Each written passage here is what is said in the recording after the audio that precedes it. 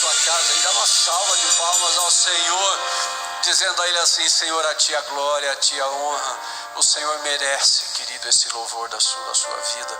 Agora prepara o seu coração para receber a porção daquilo que Deus tem para a sua vida nesse tempo.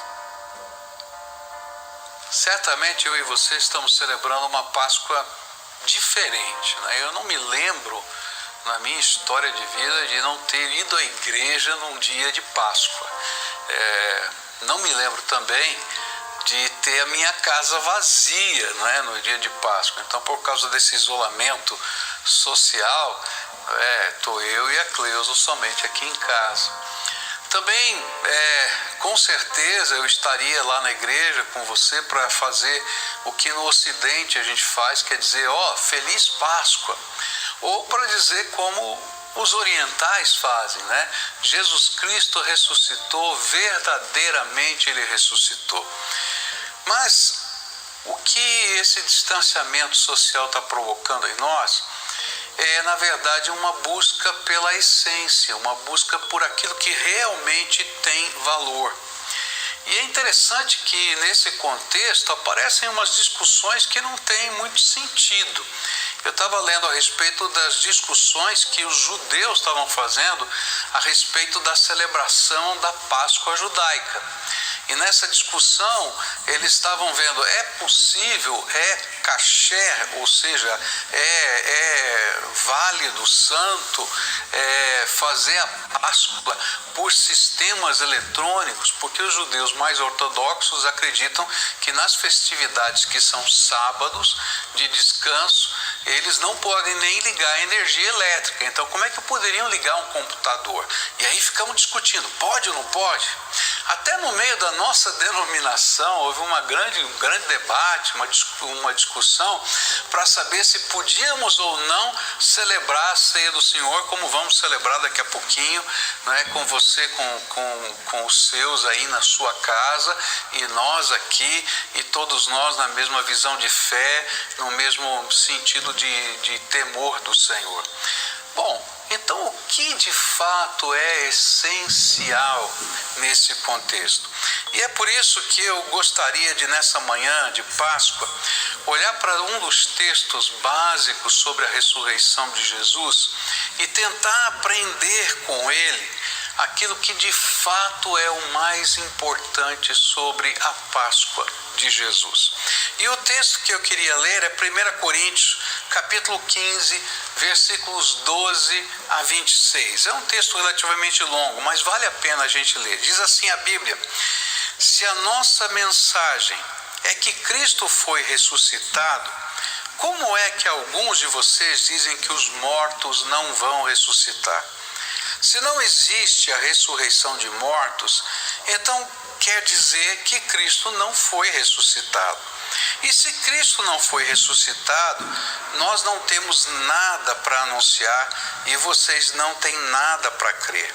E mais ainda, nesse caso, estaríamos mentindo contra Deus, porque afirmamos que Ele ressuscitou Cristo. Mas se é verdade que os mortos não são ressuscitados, então Deus não ressuscitou Cristo. Porque se os mortos não são ressuscitados, Cristo também não foi ressuscitado. E se Cristo não foi ressuscitado, a fé que vocês têm é uma ilusão, e vocês continuam perdidos nos seus pecados. E se Cristo não ressuscitou, os que morreram crendo nele estão perdidos. E se a nossa esperança em Cristo só vale para esta vida, nós somos as pessoas mais infelizes deste mundo. Mas a verdade é que Cristo foi ressuscitado. E isso é a garantia de que os que estão mortos também serão ressuscitados. Porque assim como por meio de um homem veio a morte, assim também por meio de um homem veio a ressurreição. Assim como por estarem unidos com Adão todos morrem, assim também por estarem unidos com Cristo todos ressuscitarão. Porém cada um será ressuscitado na sua vez. Cristo primeiro de todos, depois os que são de Cristo quando ele vier. E então virá o fim, e Cristo destruirá todos os governos espirituais, todas as autoridades e poderes, e entregará o reino a Deus o Pai, pois Cristo tem de reinar até que Deus faça com que ele domine todos os inimigos, e o último inimigo que será destruído é a morte. Deixa eu explicar para você o contexto e do porquê Paulo está tratando desse assunto no 15º capítulo de 1 Coríntios. É que havia um grupo de pessoas no contexto daquela igreja que gostavam da palavra de Jesus, dos ensinos de Jesus, que criam em Deus, mas que não conseguiam crer na ressurreição de Cristo. É parecido com alguns pensamentos que existem hoje. Tem pessoas que dizem, olha, em todas as religiões tem coisas boas, e então a gente pode pegar um mix das palavras de todas as religiões, não que necessariamente haja algo de divino, algo de espiritual, mas tem algo de moral, algo maravilhoso que a gente pode seguir. Isso a gente encontra no pensamento de hoje, mas a gente encontra inclusive pessoas que frequentam a igreja e dizem, puxa, isso aqui me faz bem, é tão gostoso, a comunhão, os irmãos, mas eu não creio em milagre, eu não creio em ressurreição, eu não creio no nascimento virginal, eu não creio na imaculada concepção de Jesus Cristo, eu não creio nessas coisas, foge a minha razão, mas isso não afeta a minha religiosidade. E a pergunta que fica é, será que de fato não afeta? Por quê?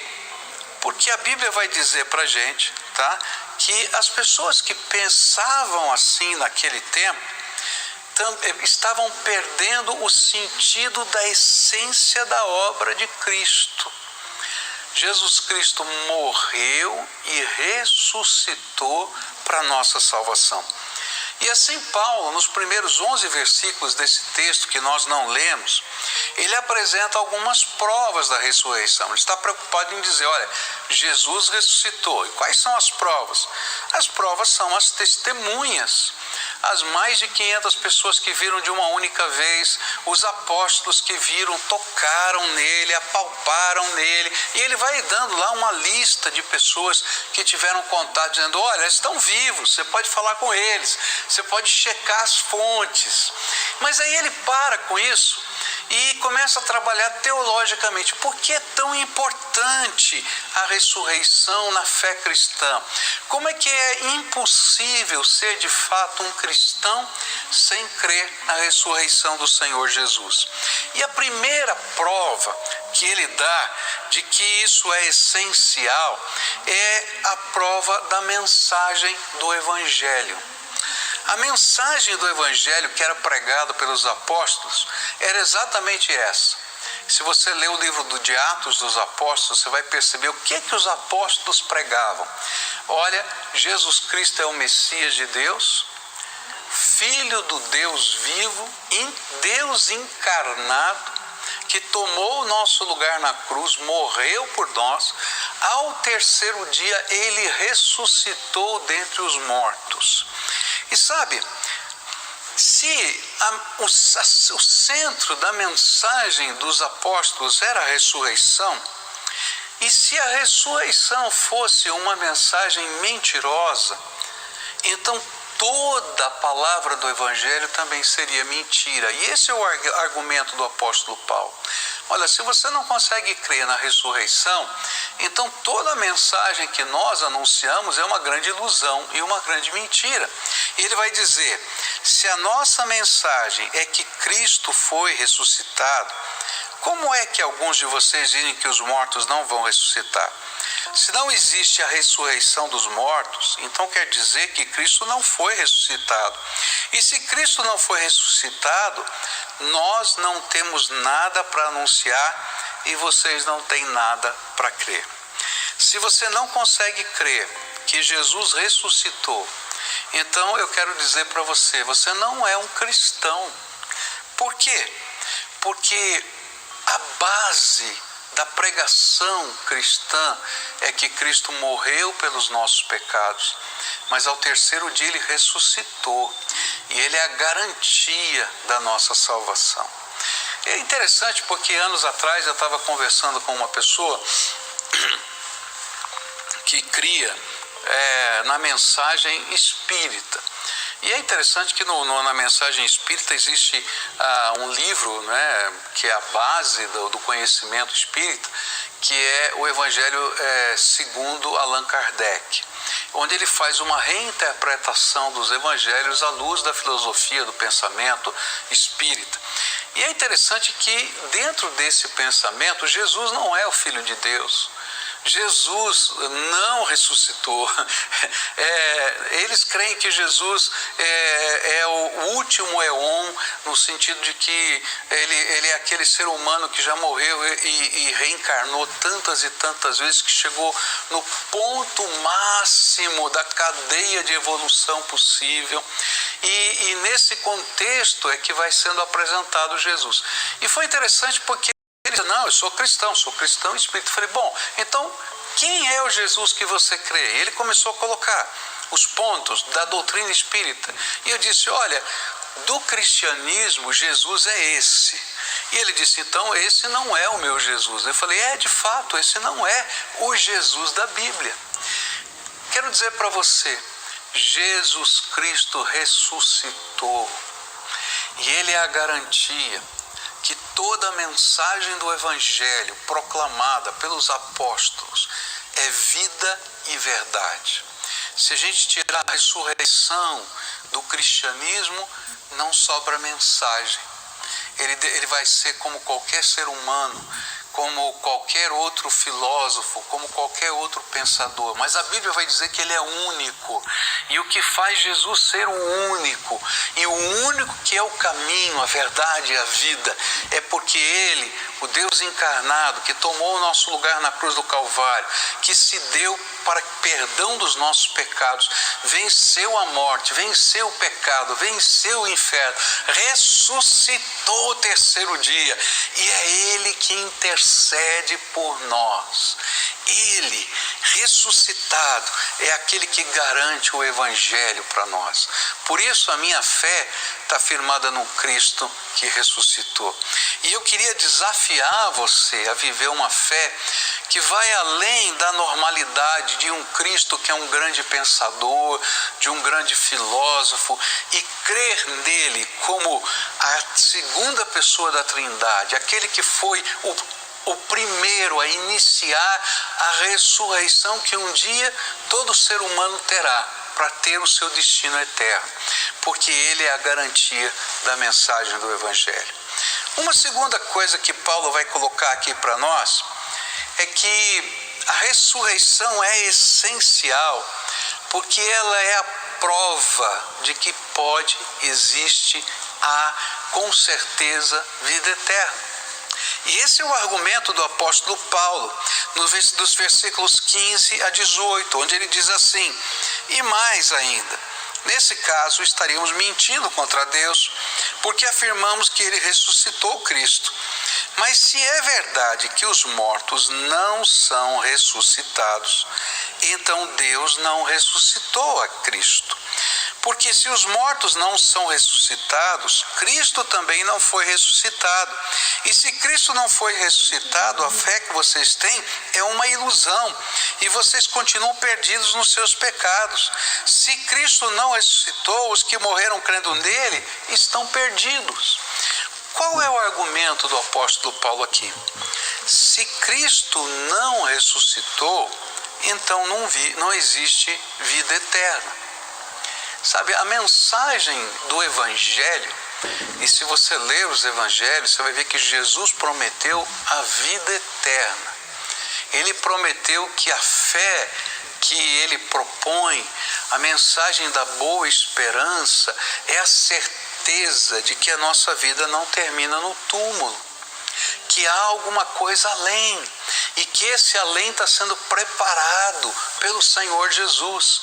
Quando ele estava próximo da sua morte, ele disse para os seus discípulos que eles não precisavam ficar preocupados, porque ele estava indo preparar um lugar para eles na eternidade. E essa é a mensagem do Evangelho. Agora, se Cristo não ressuscitou, então não há vida eterna. Se tudo acabou no túmulo, então não há vida eterna. Eu acho que uma das cenas mais emocionantes para mim, quando eu estive em Israel, foi quando eu fui visitar o Jardim da Tumba. O Jardim da Tumba é um lugar que os evangélicos acreditam que seja o lugar onde Jesus foi enterrado. Se não foi exatamente aquele local, era alguma coisa parecida com aquele local. Bem próximo, não é, do Gólgota, da montanha em que Jesus foi crucificado.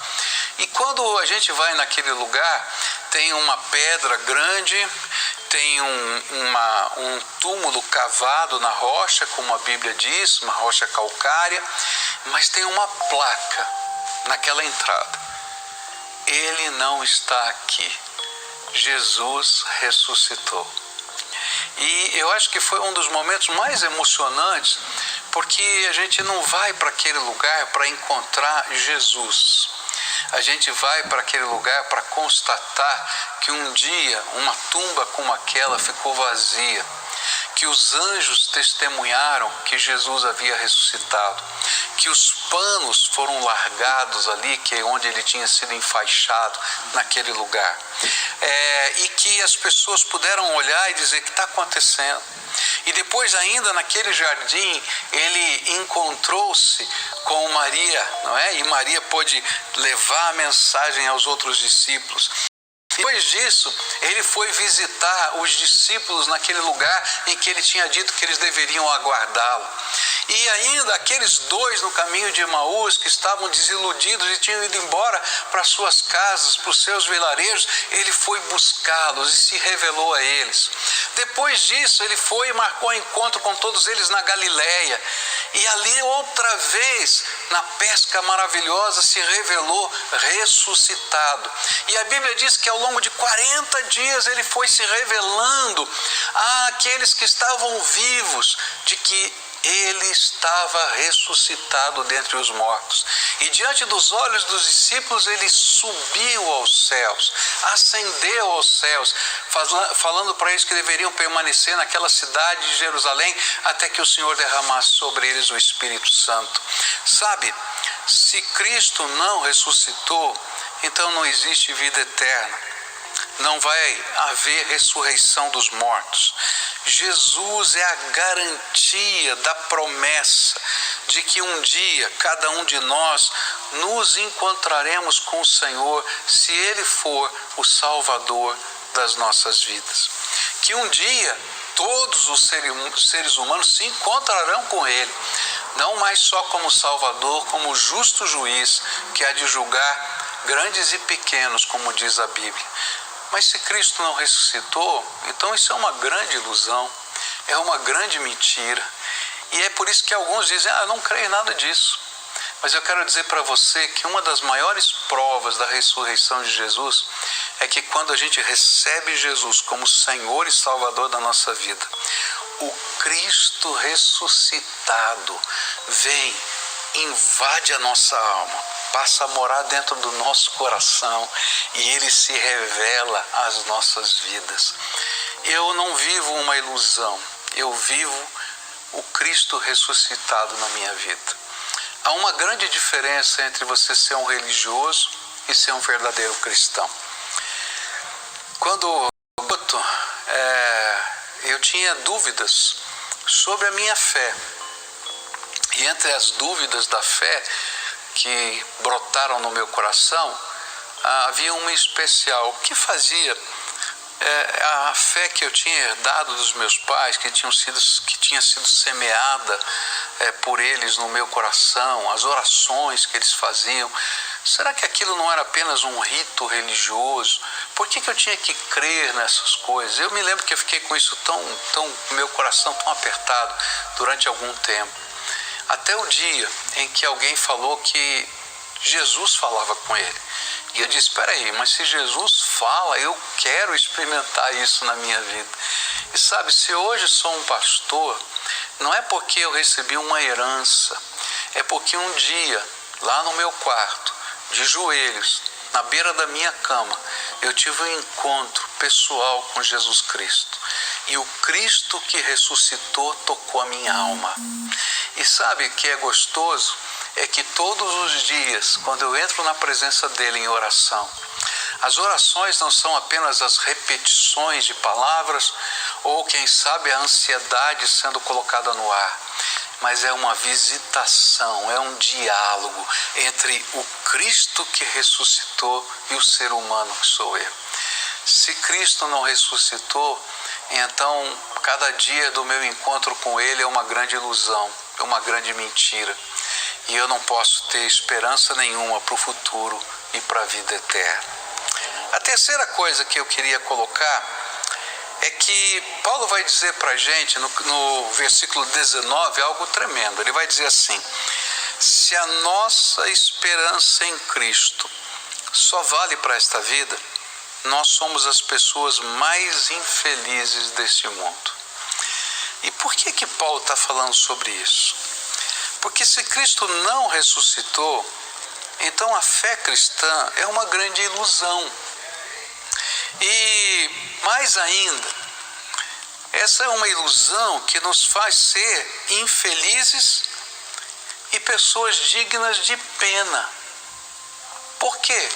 Porque a gente vive fora do contexto e fora do mundo. Então eu vou falar baixinho aqui, tá? Se você crê na ressurreição, talvez alguns achem você maluco, não é? Só que a Bíblia vai dizer para você que maluco é aquele que não crê, porque não é capaz de experimentar a verdadeira identidade de Cristo.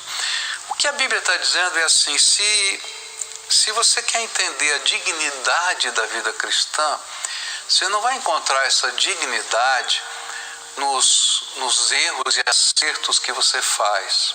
Por isso que a nossa salvação, ela não é garantida pelas nossas obras. As obras não nos salvam. Se a gente for fazer um conta corrente entre certo e errado, a Bíblia diz do seu Espírito Santo, sem a dimensão do eterno, sem a dimensão da graça de Deus, Paulo vai dizer, então você é o mais infeliz das pessoas, porque você não vai conseguir. E é digno de pena, porque está vivendo loucura e ilusão. Agora, se você está vivendo aquilo que de fato aconteceu, Cristo ressuscitou, Ele habita o seu coração, então eu quero dizer para você que você vai andar numa dimensão totalmente diferente. Está vivendo uma pandemia, tá? E durante esse tempo de pandemia, a gente tem tantas preocupações com tantas coisas, não é? E me lembro da mensagem que está na Bíblia, no Velho Testamento, de um profeta. E eu acho interessante porque esse profeta, ele revelava pelo poder de Deus os planos do rei da Síria para o rei de Israel. E ele então dizia, olha, o rei da Síria vai tentar invadir por esse caminho. E chegava lá, já estava preparado o rei de Israel com seus exércitos para proteger aquele caminho. Chegou um dia que aquele rei ficou tão preocupado e disse assim, olha, é impossível, tem um espião aqui dentro. E disseram, não tem nenhum espião, tem um profeta. E Deus revela a esse profeta essas coisas. E é interessante que ele diz assim, então vamos prender esse profeta, vamos trazer o profeta para cá, vamos fazer alguma coisa.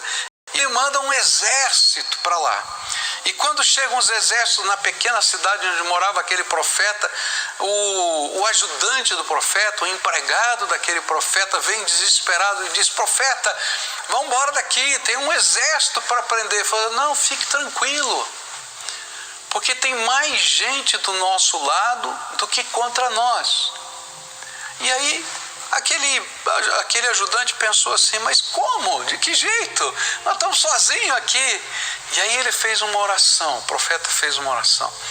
Senhor, abre os olhos do meu empregado para que ele possa ver.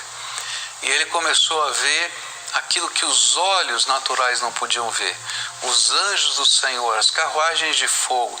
E ele pôde entender o sentido daquela palavra. Abre os olhos, tem mais gente do nosso lado do que contra nós. Sabe, quando a gente vive a vida, especialmente no meio de uma pandemia, não entendendo o sobrenatural, não entendendo o Deus Todo-Poderoso, não entendendo a sua obra, não entendendo a graça de Deus, não entendendo a ressurreição de Jesus, a gente é como aquele empregado.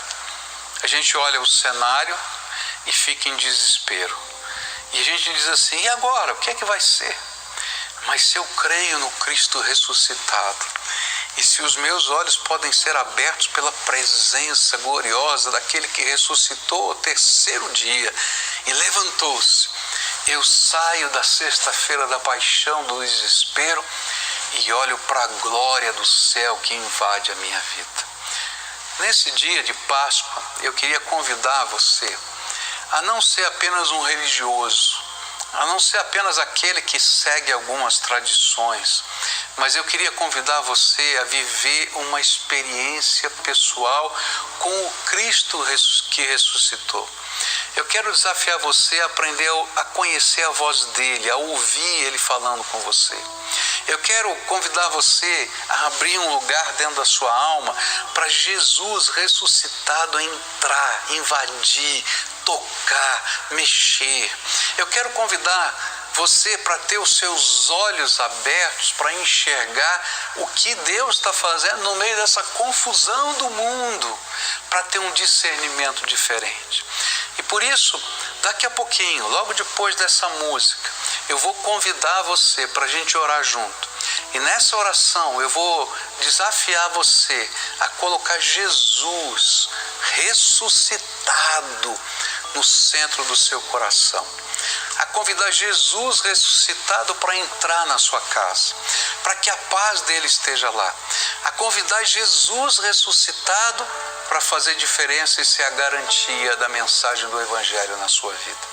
Então, enquanto nós cantamos, se você quer participar dessa oração, quer ter esse compromisso, você vai clicar nesse link que vai aparecer ali, e eu queria que você participasse conosco. E sabe, eu peço para você fazer isso porque eu entendo que quando a gente ora assim, a gente se compromete. E então, numa atitude de devoção e de entrega, você vai clicar aí e dizer, eu estou me comprometendo com um Cristo que eu quero conhecer mais profundamente, que ressuscitou dentre os mortos e tem algo novo para a minha vida. Daqui a pouco oramos juntos.